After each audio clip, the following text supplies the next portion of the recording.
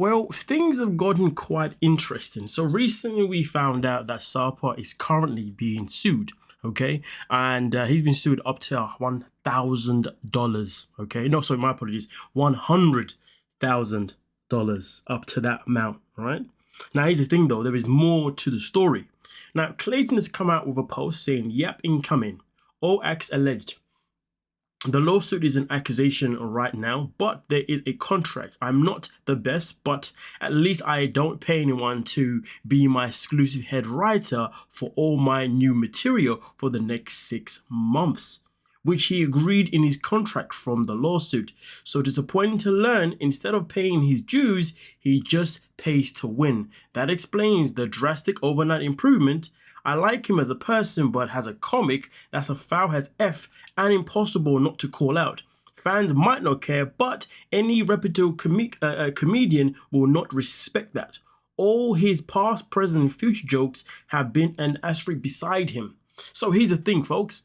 This is, of course, Clayton saying after him also looking at the lawsuit, well, it seems as if he's also being sued for the fact that he was actually paying the woman Lisa to actually write his jokes for him. Now, I don't know about his jokes improving because, to be honest with you, I haven't really seen them. I mean, each time Sarper does upload a video of him at one of his events or one of his standards places, it's always kind of like just seeing him from a background and not really hearing what he's saying. But I do remember seeing the things that he was writing on, the videos that he was obviously uploading on his social media, which were absolutely shocking. And to be honest with you, I do agree, as a comedian, not me personally, but obviously if I was a comedian, listen, if I ain't writing my own stuff, well, then what the hell am I doing? But I get it. Sometimes some of us know how to deliver a joke and some people just know how to write a joke. So sometimes two people can come together or come together with other people to, write jokes. And listen, I know it's something that has been done.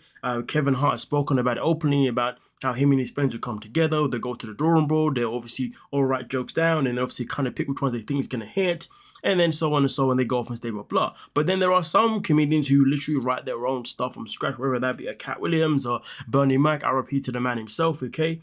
Maybe a Matt Rife. So, there are people out there who do obviously write their own, and then there's some people out there who also go and pay for some. Obviously, Sarpo is one of those people that went and paid for one, hence him having a ghost writer, which is quite interesting now, okay, folks? Now, at the same time, Shekinah in particular has been accused by a meaning for paying for interviews, okay? Paying for her and Sarper to be interviewed. And also on top of that, fans have also accused Shekinah of paying a fake paparazzi to take pictures of her and Sarper. And obviously in that position, then post them on her own bloody page and say that they were gifted to her. When in reality, she probably paid for them. And also on top of that, we have also heard that they also pay or at least look out for paparazzi such as TMZ to actually document them purely because they want to list themselves as this A-list reality star TV couple when in reality they're nothing but that.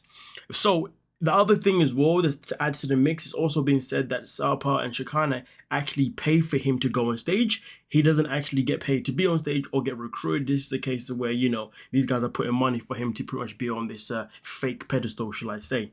Now, also on top of this in particular, on the next one here, slide, he does say that TIDR, having a ghostwriter for all your material is one of the lowest, laziest, and disrespectful things you can do to this art form as a comedian. Get better by earning it, not paying to have it handed to you. Fans might not care, but they should. And I absolutely agree. And also on top of that, there's also been times when, comedians have even stole from other comedians, okay? And sadly, some of them have obviously been, some of them have been called out and people have seen that this person has stolen it from another one. And then sometimes they've stolen them, but then there's no evidence behind it, which is obviously quite frustrating for some comedians. End of the day, for me personally, I feel like when it comes to be a comedian, if you're not funny, then you're not funny. It's just that simple. I do generally believe you should be writing your own stuff because, when it comes to jokes and even when it comes to even music for that matter, we connect to the jokes, you know what I mean? We allow them to be relatable to us. So we kind of feel as if that person who's performing it is living, through our lives as well. They're going for the same, hurdles as us or whatever. So when you find out it's not actually their material, it is kind of annoying, to be fair with you.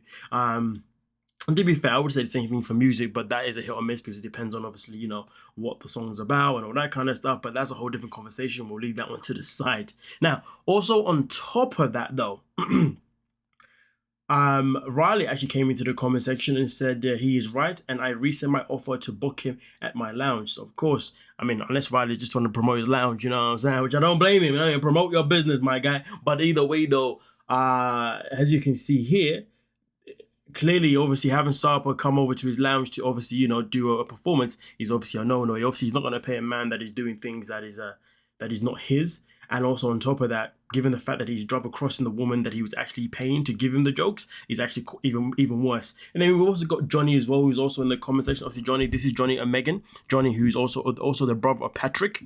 Johnny, the man that named Jabri Sparkles. Just to give you guys a bit more insight on who Johnny is, in case you forgot which one I was talking about.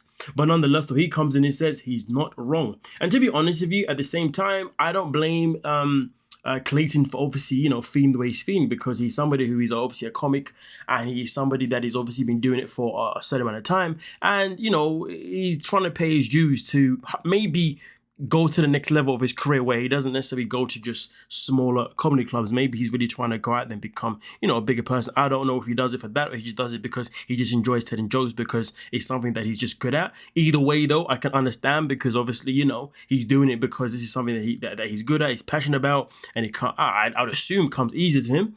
You know what I mean? And it just sucks to see somebody else potentially, either get more, either grow quicker than you, which I don't think is the case, or get more fans, which I don't think is necessarily the case, but just to see somebody else kind of, rise whilst you're out there really, doing the work. But also on top of that, to be fair, the good thing Clayton can look at is that at least when he goes to his comedy clubs, at least he's either getting paid or he's doing it obviously on a volunteer basis. I don't know if he's doing it on a volunteer basis, but my point being is at least he's not paying them to book him. Do you see what I'm saying? They are either approaching him or he's approaching them with a deal that works for both parties, which is exactly how it should be. And also on top of that, how do you improve your craft if somebody's writing your shiz for you? And also on top of that, I'd say when it comes to delivering certain things, sometimes you can deliver things so much better when it comes from you rather than somebody else. But again, that is subjective, depending on obviously, on other variables, because like I say, Kevin Hart can deliver him quite well, even though I don't really find him funny personally. Not his stand-ups anyway, nor do I find his films funny, to be fair with you.